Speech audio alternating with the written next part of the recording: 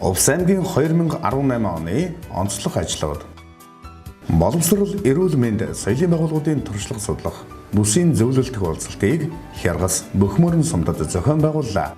Энэхүү уулзалтанд нийт 18 сумын засаг дарга 200 гаруй удирдах ажилтан оролцож 350 гаруй туршлага санал санаачлага танилцуулж 2019 онд 15 туршлага бүтээлч санааг бүх сумдад хэрэгжүүлэхээр шийдвэрлэж батламжллаа. 2018 онд улсын төрөлцсөн олимпиадад 47 багш сурагч оролцсноос 4 алт, 4 мөнгө, 5 хүрэл медаль, нийт 13 медаль хүртсэн амжилт гаргалаа. Элсэлтийн ерөнхий шалгалтын дундаж оноо 520.6 болж улсад 2 дугаар байранд орлоо. Элсэлтийн ерөнхий шалгалтад сурагчдаа амжилттай бэлтгэн оролцуулсан 22 багш өмнөх оноос дундаж оноогоо хамгийн өндөр хуваарь ахиулсан 5 сургуулийг нийт 5.7 сая төгрөгөөр шагнаж урамшууллаа.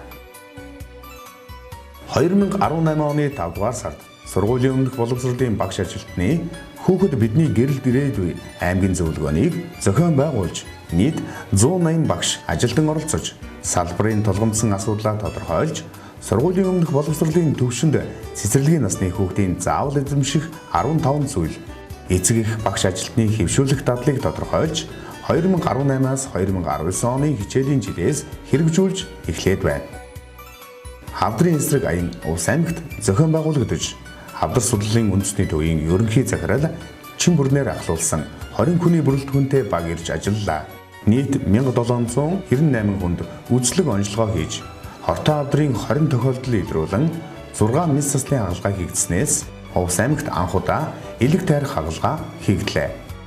Өсвөрийн тамирчид болон насанд хүрэгчдийн дэлхийн аварга ТV улс бүсийн аварга шалгаруулах тэмцээнээс авах медалийн тоо чанар жил бүр ахиж 2018 онд нийт 184 тамирчин медаль авсан амжилт гаргаад байна. Тухайлбал Raw Powerlifting-ийн насанд хүрэгчдийн дэлхийн аварга шалгаруулах тэмцээнээс 3 алт, 1 мөнгө, 1 хүрэл медаль.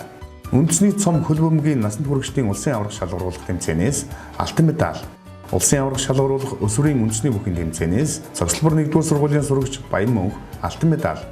Улсын аварга шалгаруулах чөлөө бүхий тэмцээний багийн төрөлд мөнгөн медаль. Жудо бүхийн багийн төрөлд хүрэл медаль. Паро жудо бүхийн багийн төрөлд алтан медаль. Хонхот бөмбөгийн багийн төрөлд хүрэл медаль тус хүртсэн томоохон амжилтуудыг гаргалаа. Соёлын ажилтны өв соёл зөвлөгөөний хүрээнд 19 сумын ардын авьяасны ерөнхий боловсролын сургууль, сургуулийн өмнөх боловсролын сурагчдын 1000 бие биелэгчдийн наадмыг зохион байгууллаа. 19 сумын гар урчууд, соёлын төв, музей, номын сангийн бүтээлийн үзэсгэлэн гаргаж, өвлөн уламжлагч болон өвлөн эзэмшигчдийн судалгааг баяжуулж, аймгийн бүртгэл мэдээллийн санд бүртгэн баримтжууллаа. Соёлын бит болон бит бус өвийн нүүдэлчин 2018 наадамд 26 гаруй хүний бүрэлдэхүүнтэй оролцсон 21 аймаг 9 дүүргээс 4-р байранд шалгарлаа.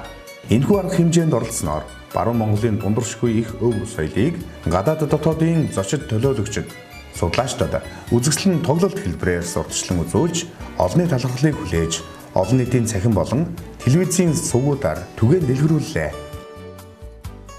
1-р хүүхэд үрээтэй улсын хүүхдийн нэгдсэн жуулганыг 19 сумын 150 хүүхэд шийдвэр гаргах төвшний 70 гаруй төлөөлөгчдийг хамруулан зохион байгууллаа.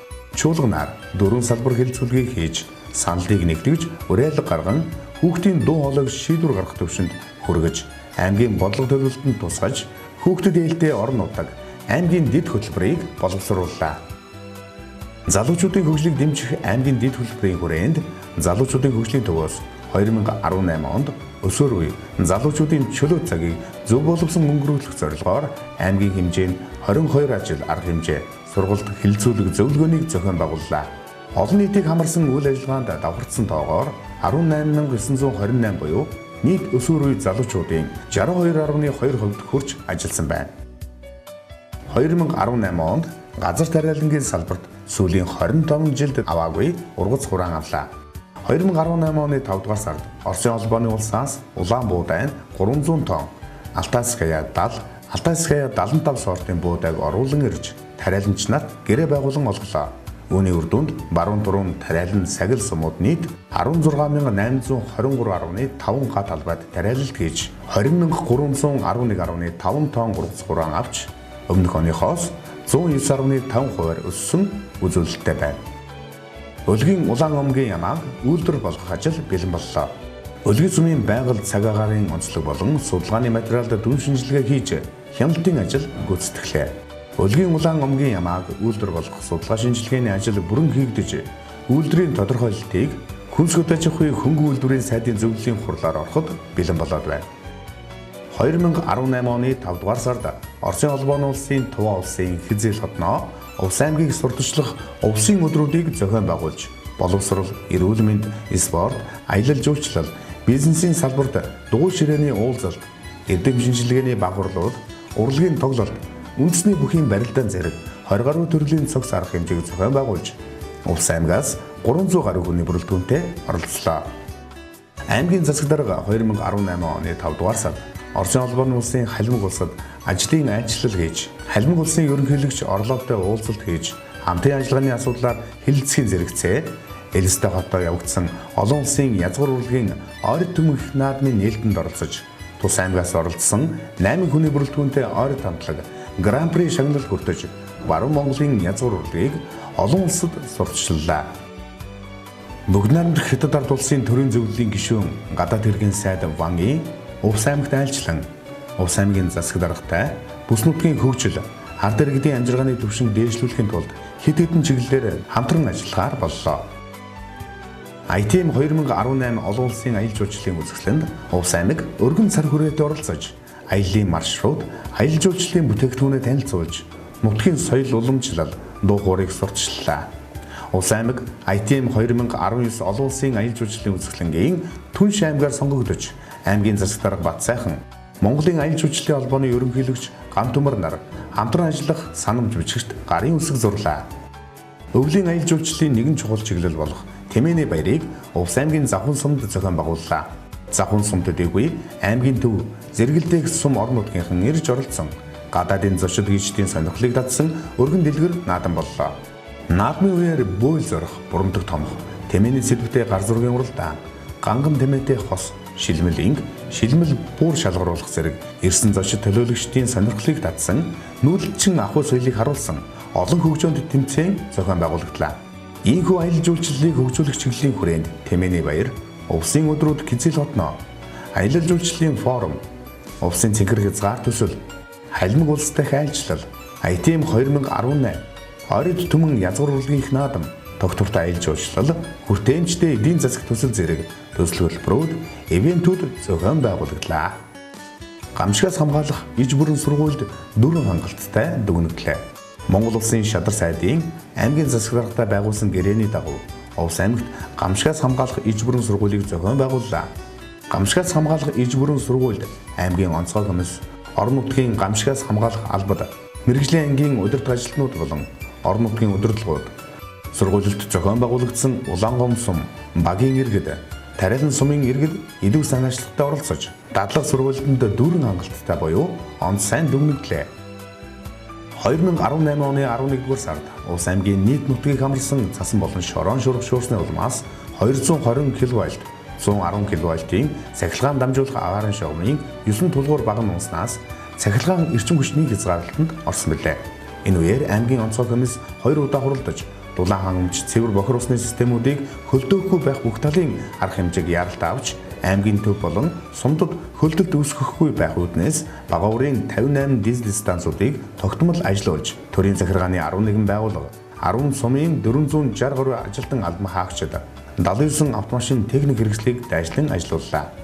Цахилгаан дамжуулах шугамыг засварлах ажлыг цахилгаан дамжуулах үндэсний сүлжээ компани, баруун бүсийн эрчим хүчний систем компани, Увс аймгийн болон Ховд Баян Улгийн аймгийн цахилгаан түгээх сүлжээ компани, инженер техникийн 100 гаруй хүний бүрэлдэхүүнтэй баг, 20 гаруй машин техниктэйгээр цаг алдалгүй шуурхай ажиллан тог цахилгаанаар бүрэн хангалаа. Монгол улсын боловсрол соёл шинжилх ухааны спортын сайдын 2018 оны 9 дугаар сарын 26-ны өдрийн А595 дугаар тушаалаар Увс аймгийн Улаангом сумын ерөнхий боловсролын 2 дугаар цогцлбор сургууль байгуулагдсан цагаас хойш 41 дахь хичээлийн жилдээ улсын тэргүүний сургууль хэмээх хүндтэй шагнал хүртсэнийг тус сургуулийн удирдлагууд 10 дугаар сарын 5-ны багш нарын баярын өдрөөр гардан авлаа. Шагнал Увс аймагт хүрэлцэн ирэх үеэр аймгийн удирдлагууд болон тус сургуулийн үе үеийн захирал багш ажиллагсад төгсөгчдийн төлөөлөл хүндтэй шагналыг өгтөн авсан бол боловсролын салбарын төлөөллүүд 2 дугаар сургуульд ажиллаж байсан Ахмад Буурлууд нийт багш сургууль хүмүүжүүлэгчид сурагчид ажилтан ажиллагсад маршал Юмжигийн зэдэн болын талбайд баярын жагсаалтай ёслол хүндэтгэлтэйгээр хүлээн авлаа. Увс аймгийн Завхан сум 1973, 1989 онуудад түмэн тэмээний баяраа тэмдэглэн өнгөрүүлж байсан түүхтэй. 1989 оноос хойш 30 жилийн дараа буюу 2019 онд 3 дахь удаага тэмдэглэн өнгөрүүлэх түмэн тэмээний баяраа өгтөн сум сурталчлах өдрүүдийг 11-р сарын 7-ны өдөр Улаангом хотноо зохион байгууллаа. Энэ үеэр Увс аймгийн Завхан сумын сангийн далаагаас эхлэн явсан 30 гаруй жинчид 130-аад тэмээ бүхий жингийн цуваа Улаангом хотод хүрэлцэн ирсэн нь 2018 оны онцлог үйл явдлуудын нэг байлаа. Монгол Улсын засгийн газрын 2009 оны 193 дугаар тогтоолоор улсын тэргүүний сум шалгаруулах болцлыг баталж 2 жил тутам бүс бүрээс нэг сум шалгаруулахаар тогтсон билээ. Тогтоолын дагуу баруун бүсээс 5 сум өрсөлдснөөс засгийн газраас баталсан болцлыг бүрэн биелүүлсэн амжилтаар Увс аймгийн Бөхмөрөн сум улсын тэргүүний сумаар шалгарлаа.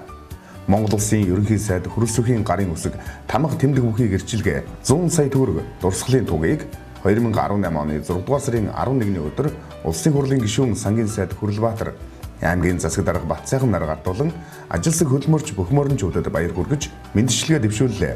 Зэрэгэлдээ ховд Баянвилгийн аймаг, Увс аймгийн ховд сум, Хотгор, Шанга, Эрчмийн уурхайн удирдлагууд нутгийн зон олон хүрэлцэн ирж хүндэтгэлийн арга хэмжээнд өргөнөөр оролцлоо. Ийхүү 2018 он амжилт бүтээлээр дүүрэн байж олон салбарт ахиц дэвшил гарсан жил байлаа.